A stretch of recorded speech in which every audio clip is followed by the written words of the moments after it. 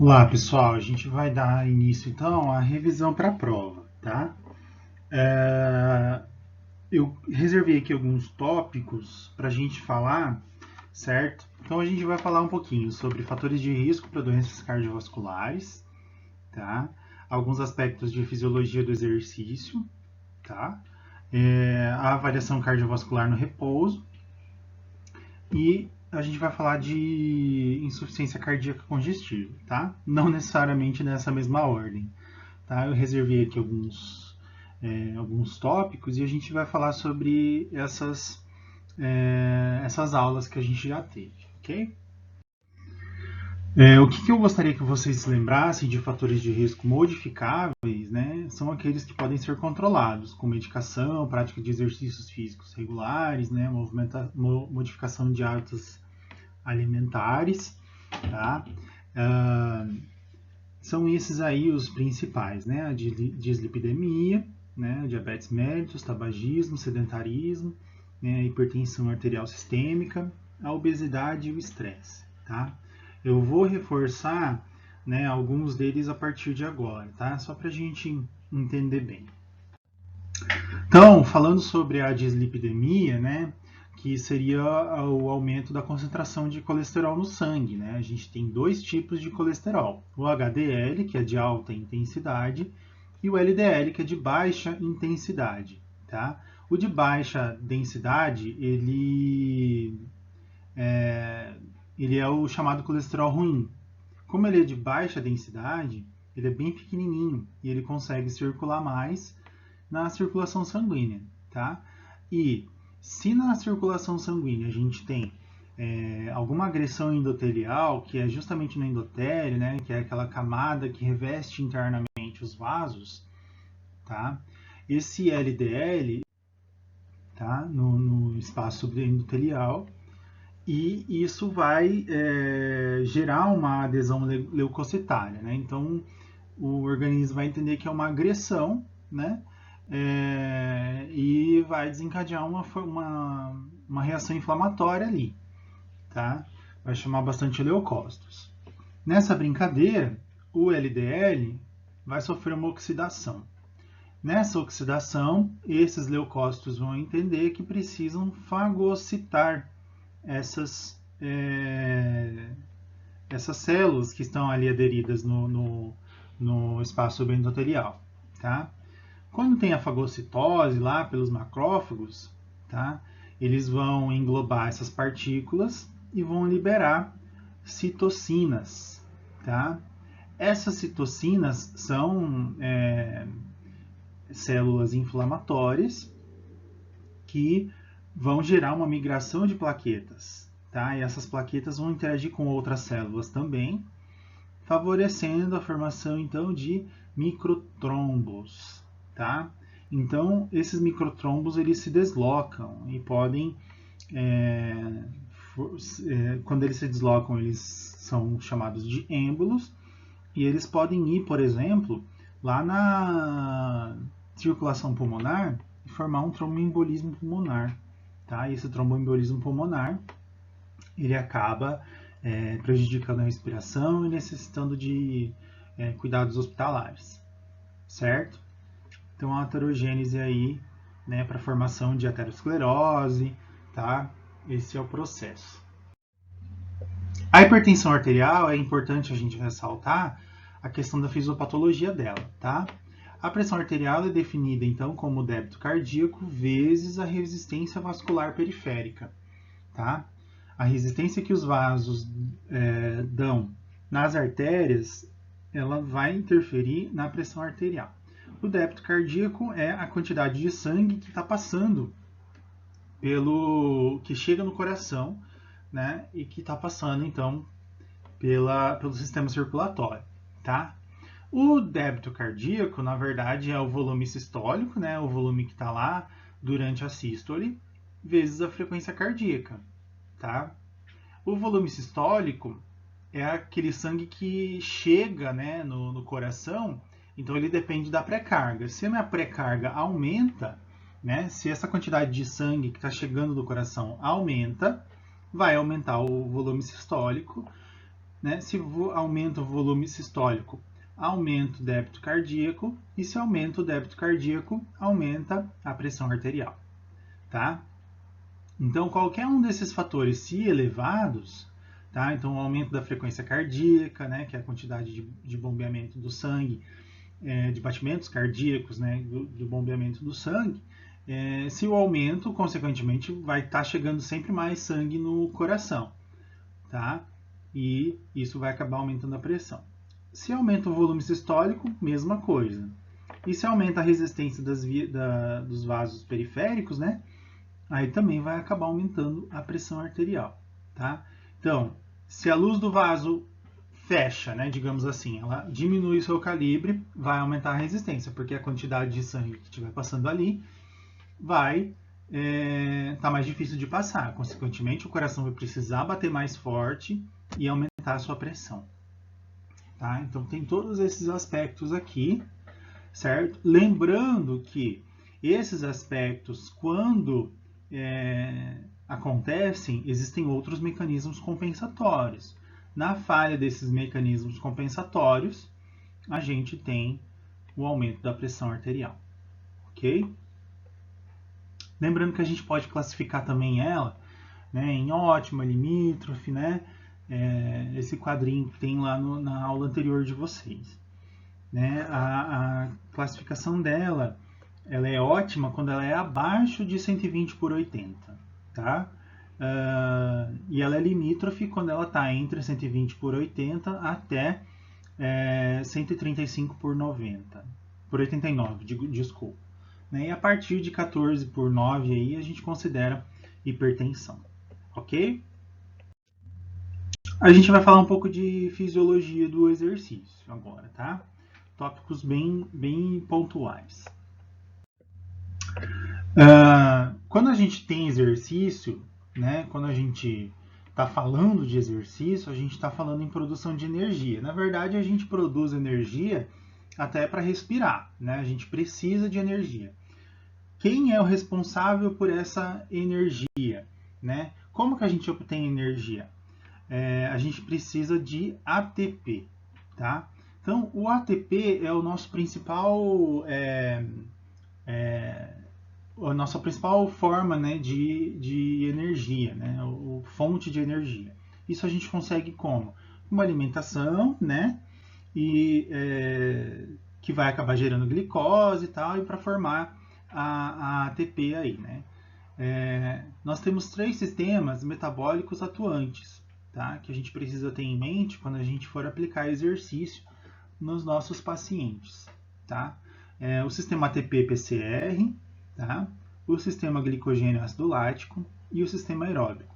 Vamos entender esses 3 sistemas agora, tá? Primeiro de tudo, a gente precisa entender a molécula de ATP, né? Essa molécula de ATP ela é a adenosina trifosfato, tá? Então, para vocês entenderem aqui, né? É uma molécula de adenina junto com uma ribose, tá? E aqui a gente tem grupos fosfato, tá? Então, por que a gente tem grupos fosfato? É adenosina trifosfato, ou seja, nós temos 3 fosfatos aqui, tá?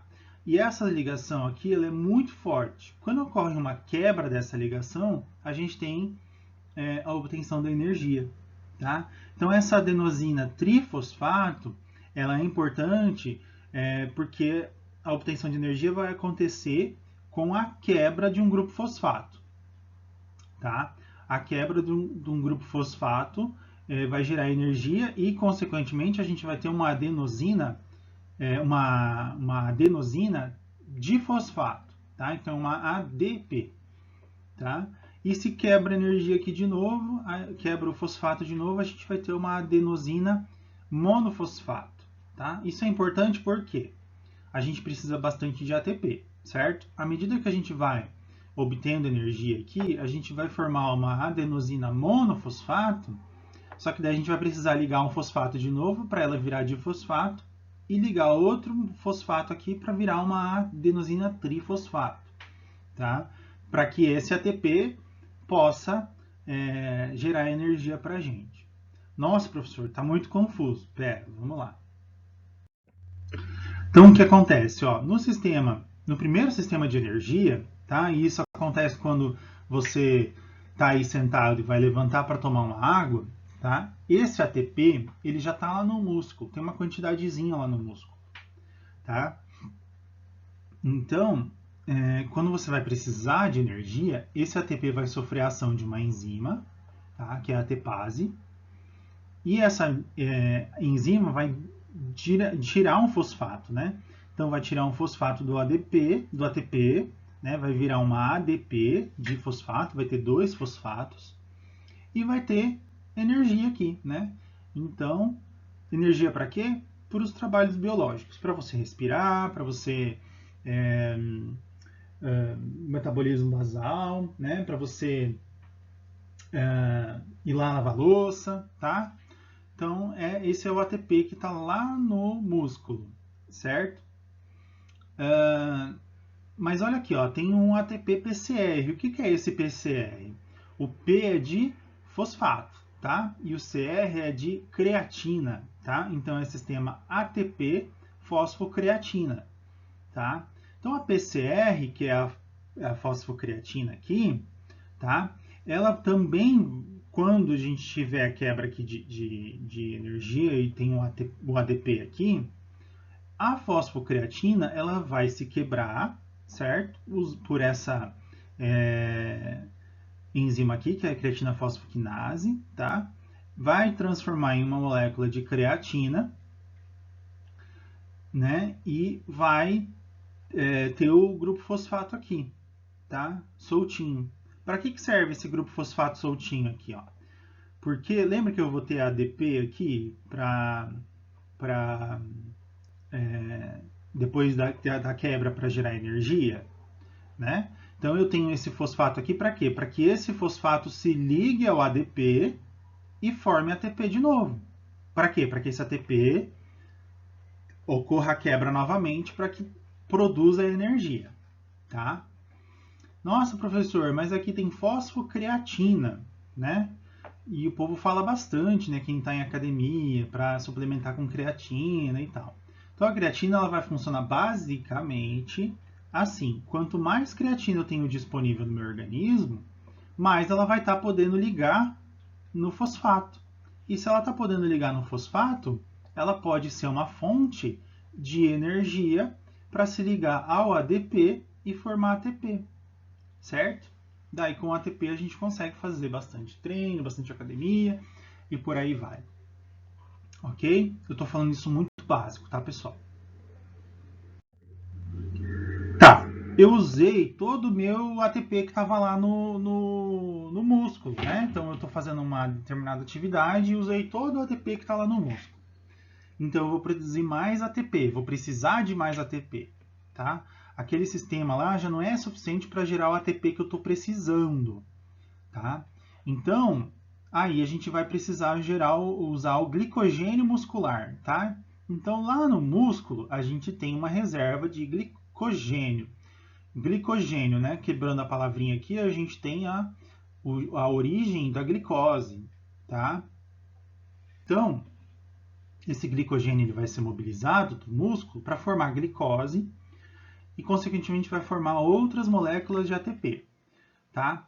Ele vai precisar de uma quantidade mínima de oxigênio para fazer essas reações aqui que a gente sabe que estão componentes lá do ciclo de Krebs, tá? Mas eu não vou me detalhar nesse sentido, tá? Então, o glicogênio vai formar a glicose, tá? E para a obtenção de energia, né, naquelas reações, ele vai formar o ácido pirúvico, tá? Esse ácido pirúvico, uma parte vai formar ácido lático, tá? E a outra parte vai acabar gerando 2 moléculas de ATP, né? E por mol de glicose, tá? Então é uma concentração aqui, né? Uma medida aqui. Tá? Isso vai servir para quê? Para contração muscular. Então percebam que teve uma outra reação, né, de glicose, formação de ácido pirúvico, né, em 2 ATPs, tá? Para gerar aqui ATP para contração muscular. Porém, nessa formação do ácido pirúvico aqui, para gerar o ATP, a gente tem um outro produto, que é o ácido lático ou lactato, tá? E quando a gente fala em lactato, em ácido lático, a gente lembra do quê? De cãibra, né, pessoal? Então, quando a gente está precisando muito de ATP, mas não dá tempo de ocorrer essa reação aqui, tá? O ácido pirúvico vai produzir muito ácido lático. Daí a gente tem esse mecanismo de cãibra, tá? A gente não quer isso, né? Por quê que a gente não quer isso em excesso? Porque daí não vai formar ATP direito, tá? Então, esse é o segundo sistema, né, metabólico, sistema energético para obtenção de energia, tá? Então, assim, eu levantei, fui lá lavar a louça, tá? Aí eu tô tendo que continuar. Eu vou precisar lavar roupa lá no tanque, né? Pegar a mão na massa. Daí eu vou acabar precisando do sistema glicogênio ácido lático, ok? Mas aí eu preciso continuar meu exercício. Eu vou precisar de uma outra forma de obtenção de energia. Aí é o sistema aeróbico, tá? O sistema aeróbico é o sistema que a gente usa oxigênio, tá? E a gente vai vai obter energia a nível mitocondrial, tá?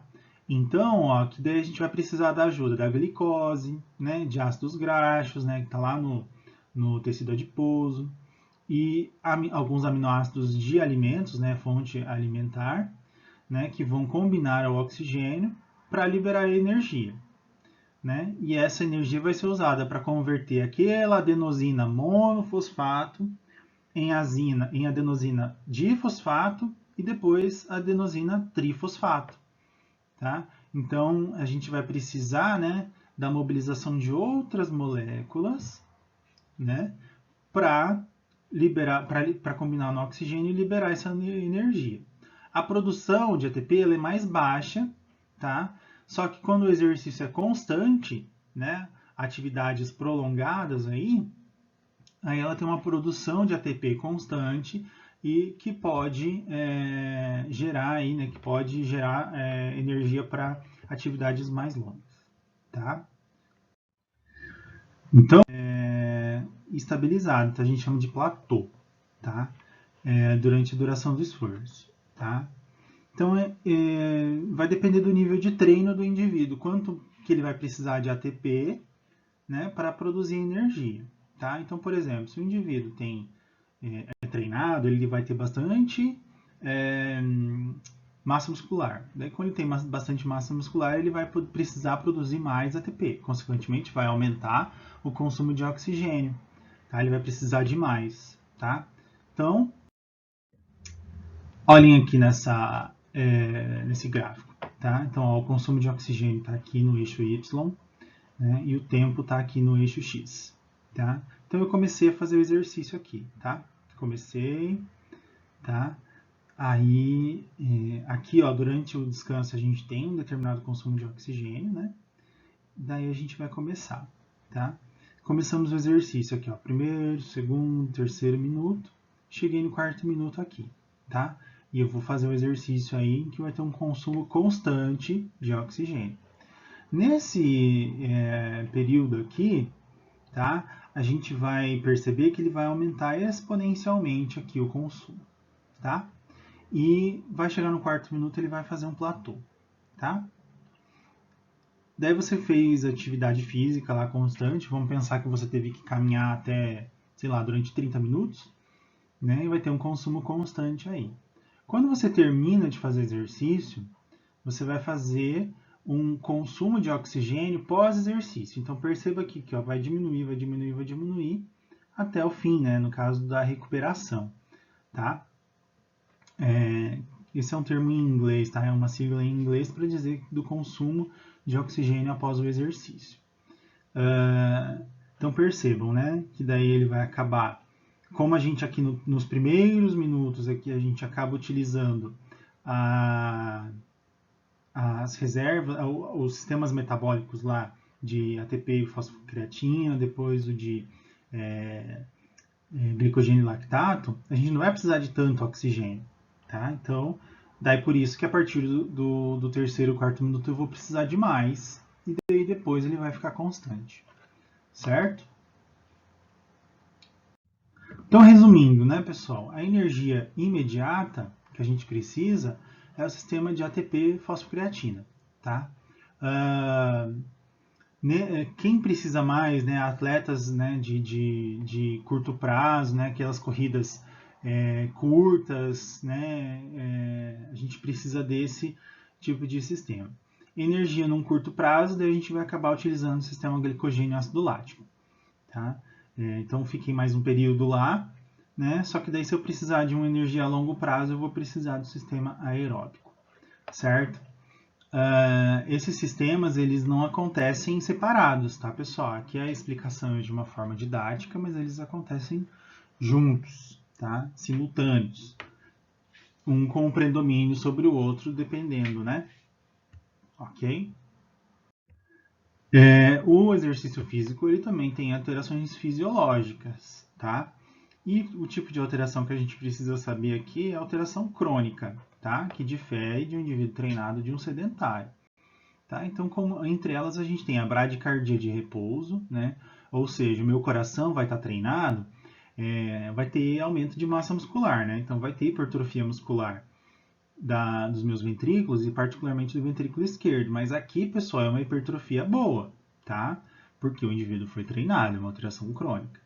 Então, vai ter bradicardia, vai diminuir a frequência cardíaca, porque meu coração vai estar mais eficiente. Então, ele vai encher de uma forma eficiente e ele vai conseguir bombear com mais eficiência, né, aquela quantidade de sangue que chegou. Isso faz com que o sangue não precise bater mais vezes para bombear esse sangue, tá? Além disso, ele vai responder com alterações autonômicas, tá? De sistema nervoso autônomo. Nesse sentido, a gente consegue manter um ritmo cardíaco melhor, tá? Então, o desencadeamento potencial de ação lá no nódo sinoatrial, que vai mandar os impulsos elétricos para os dois átrios, né? Vai passar pelo feixe atrioventricular,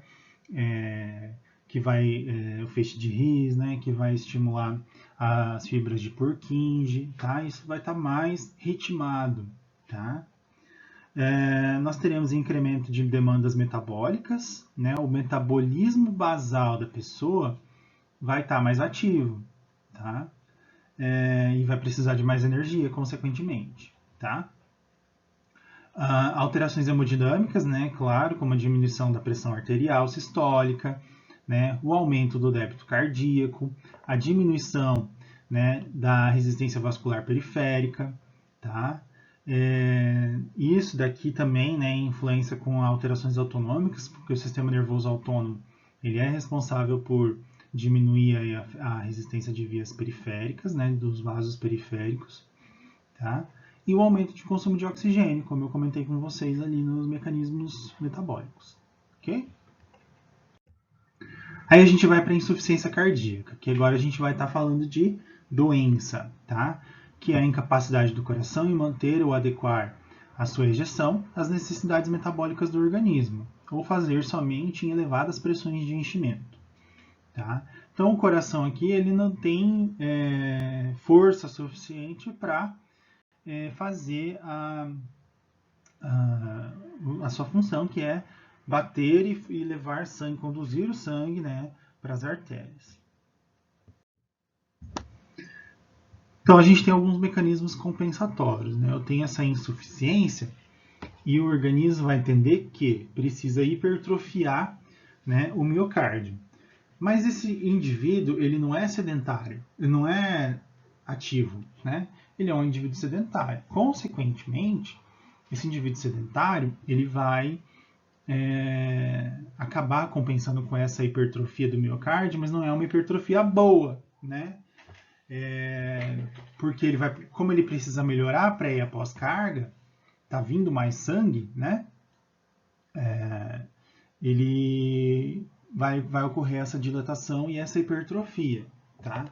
Então veja aqui, né? Esse coração hipertrofiado, no coração normal aqui, né, vem uma quantidade de sangue nos ventrículos. Quando o coração está hipertrofiado, não consegue vir quantidade de sangue suficiente. Tá? E o organismo vai entender cada vez mais que precisa hipertrofiar ainda mais aqui.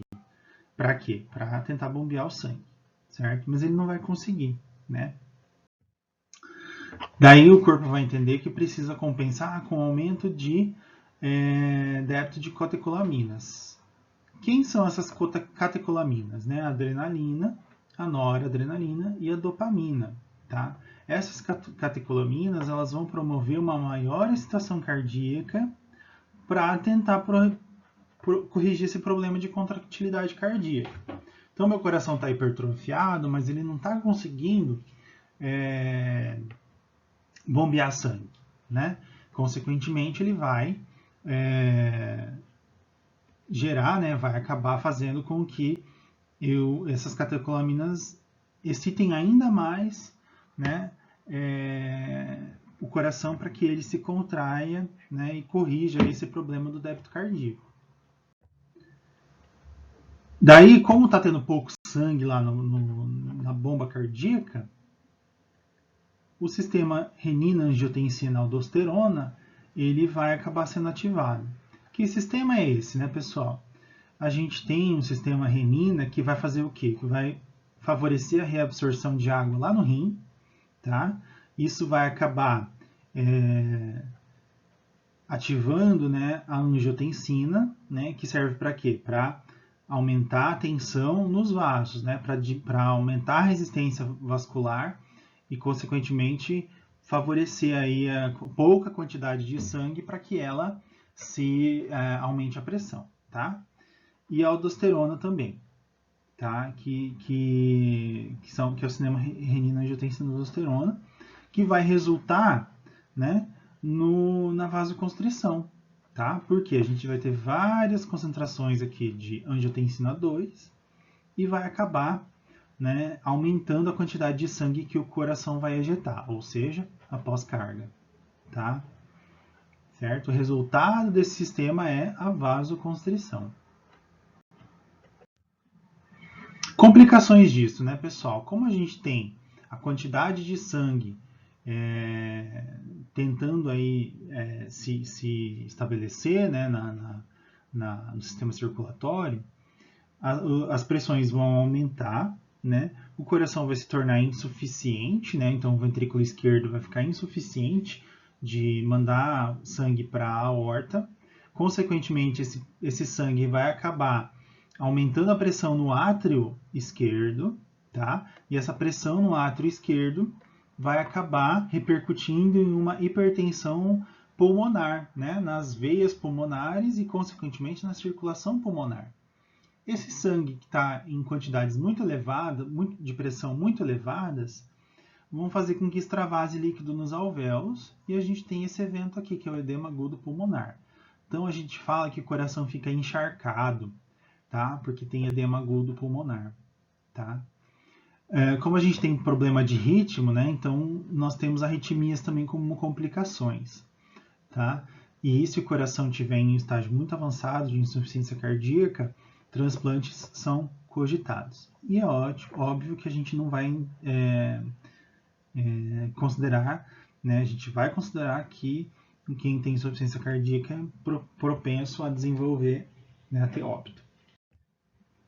O diagnóstico, né, ele é dado pelo exame físico e pela radiografia torácica, tá? Lógico, tem outros mecanismos, né? Tem outros exames que se fazem, tá? Mas eu queria ressaltar aqui, né, o exame físico, né, em que a intolerância aos esforços, né, a necessidade de oxigênio, tá? A tosse provocada pelo sistema respiratório ali, tá? Isso que vai indicar o diagnóstico aí que o médico vai fechar, tá? E a radiografia torácica, que é o ponto que eu gostaria de ressaltar com vocês, é o aumento da área cardíaca, tá? Então, numa radiografia torácica, a gente vai observar esse aumento de área cardíaca no paciente com insuficiência cardíaca, certo?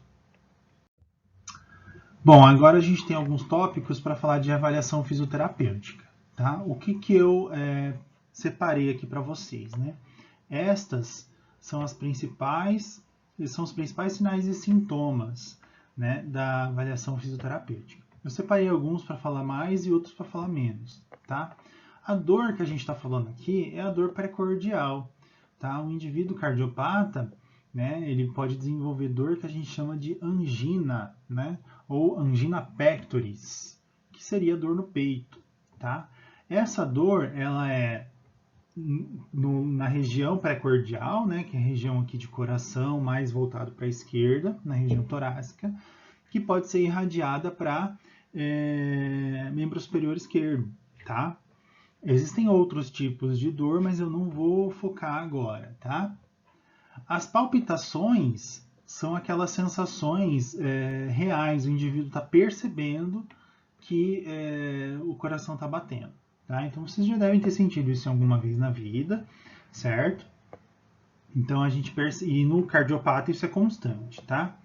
Então ele sente, né? Ele percebe que o coração está batendo, tá?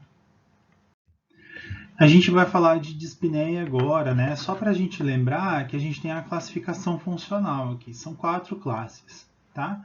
Em que a classe 1 é assintomática e não tem limitação. E na classe 4, né, o indivíduo tem incapacidade de sustentar qualquer atividade física, sem desconforto, tá? Normalmente, nós, fisioterapeutas, atendemos indivíduos que apresentam dispneia classe 2 e 3, tá? Então, que a gente tem uma limitação aí da atividade física, né, mas a gente consegue ainda trabalhar com esses indivíduos.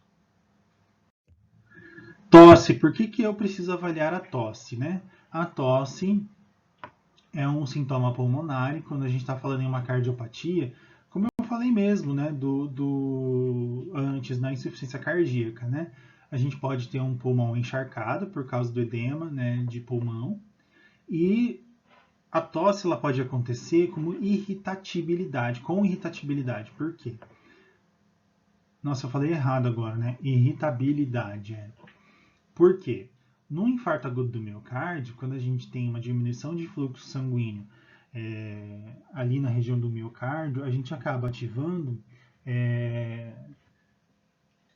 raízes nervosas que suprem também a região de traqueia, onde é responsável pelo mecanismo da tosse. Então, por isso que acaba acontecendo no infarto agudo do miocárdio uma tosse seca irritativa.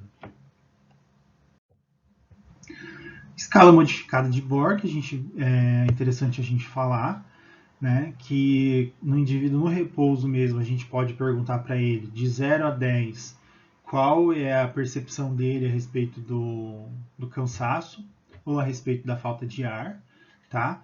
Então a gente pode perguntar para ele e a gente pode ter uma noção, né, do quão cansado ou do quão forte é essa falta de ar. Alguns outros sinais clínicos, né, como por exemplo, hemoptise, que é a liberação de secreção com sangue, tá? Isso pode acontecer pelo aumento da pressão, que acaba rompendo alguns vasinhos, né, no sistema respiratório, e consequentemente ele vai eliminar uma secreção sanguinolenta, tá? O indivíduo ele vai ter retenção de líquidos não só no pulmão, mas em todo o organismo, né? Então, o indivíduo, se você vai fazer um teste de cacifo lá no membro inferior, você vai perceber que o cacifo dele é positivo, né? Dizendo que ele tem edema realmente. E a cianose, né? Como esse pulmão normalmente fica cheio de edema, né? Ele fica difícil de fazer troca gasosa, né? E, consequentemente, o sangue vai ficar menos oxigenado e desenvolver a cianose, tá? A cianose pode ser central ou periférica, tá? Quando a gente tem uma cianose central, ela é generalizada, tá? Então a gente vai perceber que a boca vai ficar roxinha, né? Boca também a gente vai acabar vendo na extremidade, tá? Mas é por quê? Por causa de uma alteração na troca gasosa mesmo, tá?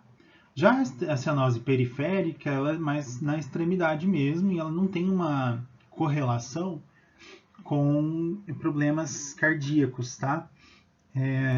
Então, por exemplo, quando você tem muito frio, você vai apresentar uma cianose periférica, tá?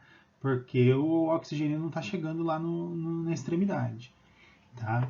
Agora, ela é central quando a gente tem um problema de base aí, ok? Que é o caso dos cardiopatas. Pulso, só para lembrar vocês, né? Como que a gente classifica, tá? Então, pulso normal aqui, quando a gente faz em repouso, né? É de 60 a 100 batimentos por minuto, tá? A gente pode avaliar que é muito mais fácil na carótida, né? Ou pulso pulmonar e radial, desculpa, mais evidente, tá? E ele vai estar de 60 a 100 batimentos por minuto. Se ele está bradicárdico, né, é abaixo de 60, tá? Então tem indivíduos aí, quando eles estão treinados, quando são atletas, eles vão ter uma bradicardia de repouso, tá? Mas a gente percebe indivíduos que têm uma cardiopatia descompensada que eles podem desenvolver bradicardia, tá? A taquicardia é acima, né, de 100 batimentos por minuto. Então, quando o indivíduo cardiopata está taquicárdico, né, é problema, tá? Agora, no esforço físico isso é normal. Tanto é que nas estratégias aí terapêuticas, né, quando a gente expõe o indivíduo ao esforço, a frequência cardíaca dele vai aumentar, tá? E pode ser que aumente, né, acima de 100, ok? A ausculta cardíaca, só relembrar, né, das bulhas, né, quando a gente está auscultando o coração lá, né, a gente percebe a primeira bulha, que representa o fechamento das válvulas atrioventriculares, que é o som do tum, né, e a segunda bulha, que é o fechamento das válvulas semilunares, que é o tá, né. Então, quando a gente fala em ausculta cardíaca, né, a gente está falando de fechamento de válvulas, tá? Então, quando ocorre o fechamento das válvulas atrioventriculares, as válvulas semilunares estão abertas para poder receber o sangue, né? E quando a gente tem a segunda bulha, ocorre o fechamento das válvulas semilunares, que é para os ventrículos se encherem de sangue novamente, certo? Posicionamento aqui para a gente observar, né? São posicionamentos para ausculta, tá? Então, se você quer um foco mais mitral, você, né, pega aqui na linha da quarta, quinta costela, né? Pode ser a linha inframamária, tá? No foco pulmonar, a gente aqui fica abaixo da segunda costela, né? No segundo espaço intercostal. E o foco aórtico a gente vem aqui para a direita, certo? Bom, eu já falei sobre isso, né? Que na avaliação de sistema respiratório a gente precisa ver a questão da tosse, a gente precisa ver a questão de esforço respiratório, né? Presença de secreção, tá? Quando o indivíduo tem edema agudo de pulmão e está muito intenso, esse edema ele gera uma secreção rosa e espumosa, tá? Que não é normal da gente soltar essa secreção pela boca, tá? Não era para estar ali, essa secreção rosa e espumosa, certo? Isso aí, pessoal. Então agora eu aguardo vocês para as dúvidas, tá? A gente vai estar conversando junto